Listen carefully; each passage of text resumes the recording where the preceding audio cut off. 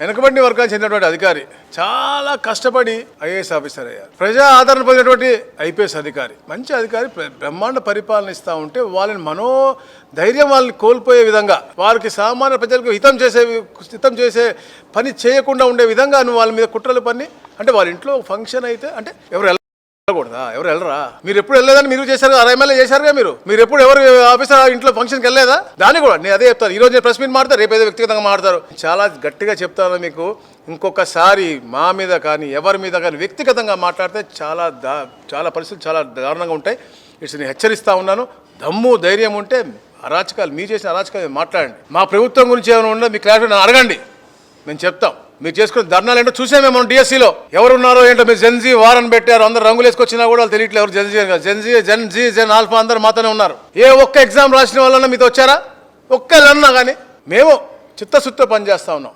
16,347 మందికి మేము ఉద్యోగాలు ఇస్తా ఉన్నాం. తొలి సంతకం గౌరవ ముఖ్యమంత్రిగా చంద్రబాబు నాయుడు ముఖ్యమంత్రి అయిన తర్వాత పవన్ కళ్యాణ్ గారు, వారు లోకేష్ గారు కూర్చుని తొలి సంతకం చేసింది మెగా డిఎస్సి. చాలా పారదర్శకంగా, చాలా క్లియర్గా, ఎవరికి ఎక్కడ కూడా అనుమానం రాకుండా, వాళ్ళకి ఏ చదువుకుంటే దానికి ఆ ఉద్యోగాన్ని రిఫ్లెక్ట్ అయ్యే విధంగా టెక్నాలజీని వాడి చేసినటువంటి విధానం.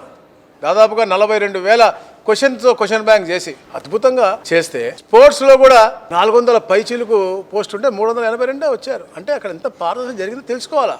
ఏది లేకుండా బురద చల్లటం తప్ప ఈ గొడ్డల పార్టీకి వేరేదేమైనా ఉందని అడుగుతా ఉన్నా. రాబోయే రోజుల్లో మేము గర్వంగా చెప్తా ఉన్నాం, డిఎస్సీ ఎప్పుడు ఇచ్చినా కూడా కూటమి ప్రభుత్వం ఇచ్చింది, మొన్న మేము ఇచ్చాం, మళ్ళీ ఈ సంవత్సరం కూడా ఇవ్వబోతా ఉన్నాం. అట్లా ఒక పాజిటివ్ వైపు తీసుకురావాలా. ఈ రాష్ట్రంలో వైపు పెట్టుబడులు పరుగు తీస్తూ ఉన్నాయి, దాన్ని ఇంకా బాగా చేయాలని చెప్పే లక్ష్యంతో మేము పనిచేస్తూ ఉంటే ప్రతి దగ్గర అడ్డేయాలని, తిరుపతి ఇంత వైబ్రెంట్గా తయారు చేయాలని, ఇంత వైబ్రెంట్గా ఒక ఎకోసిస్టమ్ తయారు చేయాలని చూస్తూ ఉంటే అసలు ఇంత జ్ఞానం ఉందని అడుగుతా ఉన్నాను. రౌడిజం చేసుకుంటూ కింద మీకు మనోధైర్యాలు పోయే విధంగా వ్యక్తిగత హననకు మీరు వెళ్తూ ఏంటి అసలు ఏం తీసుకెళ్ళాలని చెప్పేసి ప్రజలే బుద్ధి చెప్తారు, మళ్ళా బుద్ధి చెప్తారు. మొన్న చెప్పారు, మళ్ళీ ఏ ఎన్నికలు వచ్చినా బుద్ధి చెప్తారు. రేపు మున్సిపల్ ఎన్నికలు అవ్వచ్చు, రాబోయే రోజుల్లో ఏ ఎన్నికలు అవ్వచ్చు, ప్రతి దగ్గర కూడా మీకు బుద్ధి చెప్తారు.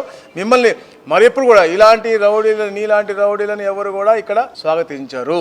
తప్పకుండా చట్టం అనేది ఏదైతే ఉందో దాని ప్రకారం తీసుకెళ్తారు తప్ప నువ్వు రౌడీని చెప్పావని చెప్పి అధికారి మారడు, లేకపోతే ఒక ప్రజాప్రతినిధి భయపడ్డు. నువ్వు చేసినటువంటి దొంగ పనులు, నువ్వు చేసినటువంటి దోపిడీ పనులు, నువ్వు చేసినటువంటి అరాచకాలన్నీ బయటకు వచ్చి ఈరోజు అన్నీ చూపిస్తూ ఉంటే ఎక్కడెక్కడ ఉన్నాయో, ఇక్కడే కాదు పక్క జిల్లాల్లో కూడా చేసేటువంటి ఉంటాయి. అన్నీ కూడా ఎంక్వైరీ అవుతూ ఉన్నాయి, విజిలెన్స్ రిపోర్ట్లు వస్తూ ఉన్నాయి, సిట్ రిపోర్ట్లు వస్తూ ఉంటే దాన్ని వాళ్ళు మళ్ళీ అధికారులను భయపెట్టాలని, వాళ్ళు మానసికంగా కుంగదీయాలనే విధంగా ఇలాంటి కుట్రలు పనితే ఎట్టి పరిస్థితుల్లో మేము క్షమించాం. తప్పకుండా ఎలాగైతే ఈ రాష్ట్రమంతా కూడా పరిపాలన వికేంద్రీకరణ జరుగుతుందో, ఎలా అయితే రాష్ట్రమంతా అభివృద్ధి వికేంద్రీకరణ జరుగుతూ ఉందో, రాష్ట్రమంతటా నలుమూలలా కూడా అన్ని వివిధ రంగాల్లో రాణిస్తూ ఉందో, ముందుకెళ్తూ ఉన్నామో, విశాఖపట్నం ఒకలాగా మనకి అమరావతి ఒక జోన్ కింద, తిరుపతి ఒక జోన్గా అవుతూ ఉందో, తిరుపతి కూడా అగ్రస్థానంలో ఈ రాష్ట్రంలో ఎప్పుడు కూడా ఉండే దిశగా ఈ తిరుపతి జిల్లాని తయారు చేయడానికి ఇక్కడ ఉన్నటువంటి అందరూ కూడా సమిష్టిగా పనిచేస్తాం. తప్పకుండా ఆ దిశగా మేము తీసుకెళ్తాం. ఒక పాజిటివ్ వాతావరణం వెళ్తుంది ఈ కూటమి ప్రభుత్వం.